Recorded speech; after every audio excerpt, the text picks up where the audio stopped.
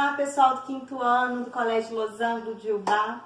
Muita saudade no meio dessa pandemia toda, mas vamos seguir trabalhando, né? Tentando resolver nossas atividades. Espero que o maior número possível, na verdade, espero que todos vocês estejam fazendo as nossas atividades propostas para não perder o ritmo, para quando a gente voltar, tá com tudo em dia e com a mente ativa, né? Por terem trabalhado muito.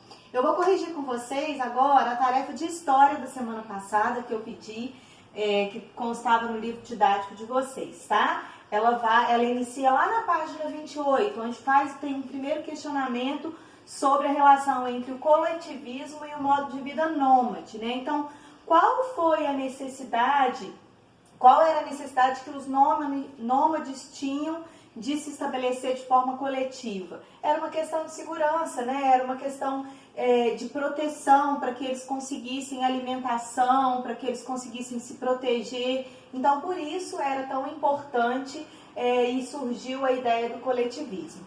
Já na página 29, na questão número 2, a gente solicita a questão do controle do fogo aos hábitos alimentares, né? Como que o homem, a partir do momento que ele consegue manusear o fogo, ele inventa o fogo e o manuseia, tem controle sobre ele, como que isso mudou os hábitos alimentares e até mesmo a forma de vida daquelas pessoas. O primeiro ponto que a gente tem que pensar é que eles passaram a conseguir consumir alimentos cozidos, e isso deu uma possibilidade deles poderem consumir uma maior variedade desses alimentos. Então, é o ponto mais importante dessa questão.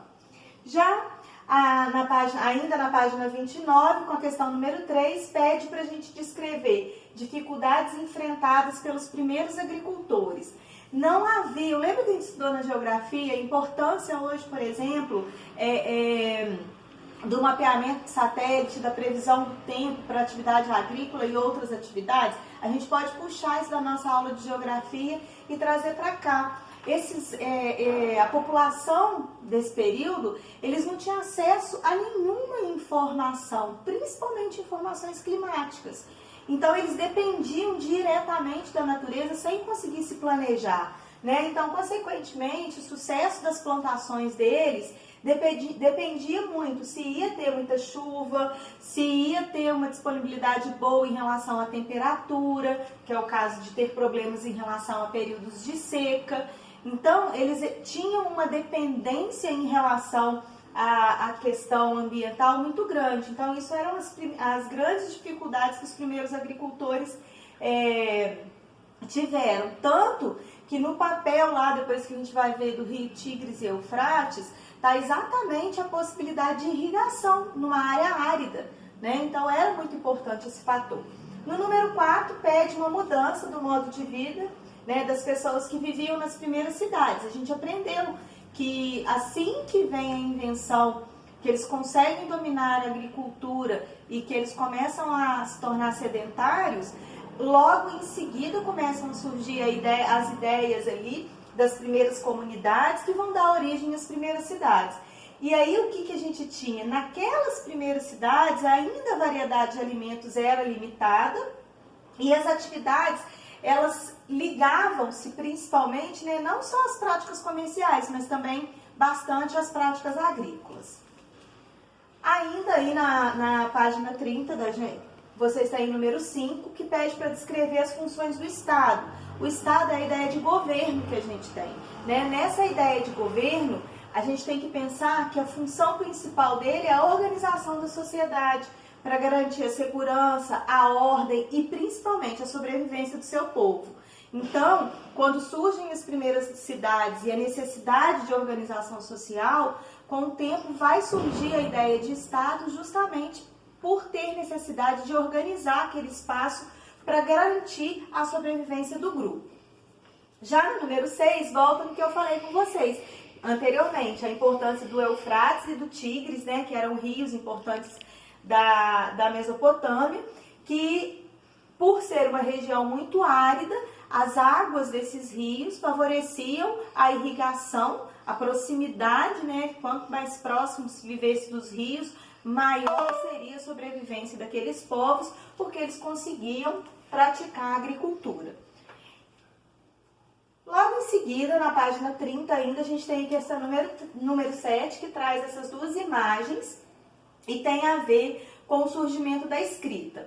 Na imagem 1, a gente tem como tipo de escrita os hieróglifos, característico do Egito Antigo e que tinha uma utilidade sagrada. Já aqui nessa imagem, a gente vê o domínio da argila, lembra que a gente já tinha comentado isso?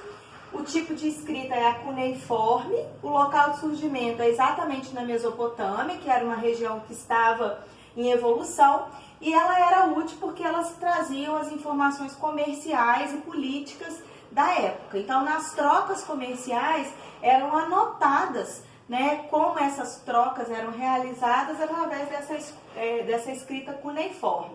E também as narrativas sobre as histórias de deuses e reis foi dada através desse tipo de escrita, que foram fundamentais para a nossa sociedade atual.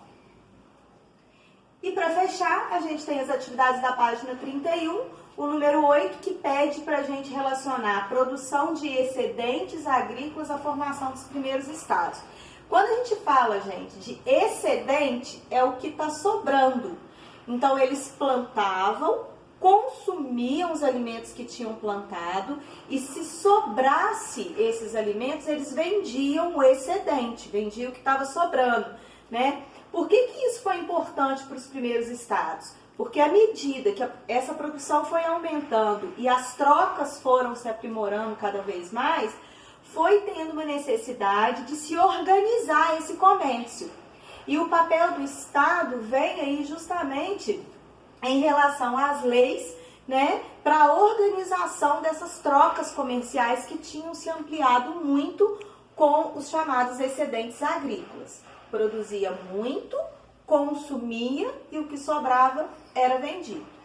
E na página 31 a gente tem ainda o número 9, que é uma questão de múltipla escolha, que a resposta correta é a letra D, porque tem uma imagem que mostra ali, né, um conflito militar destacando o poder do rei e da sua coragem.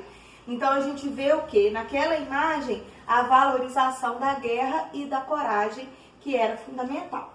Bem, basicamente aqui está mais ou menos, né, para vocês as explicações. Isso daqui vai ficar postado na sala de aula virtual de vocês. Então, a todo momento, se vocês tiverem dúvida, podem vir até o material e tirar essas dúvidas, tá? Espero ter clareado. E, claro, para estudar para a semana que vem, né, nosso encontro da próxima segunda, digamos assim, vocês vão fazer um levantamento prévio do capítulo 2 para mim. Vocês já estão acostumados a fazer isso, né? Eu ensinei a vocês grifarem partes importantes do livro, nós fizemos isso junto em sala de aula. E a partir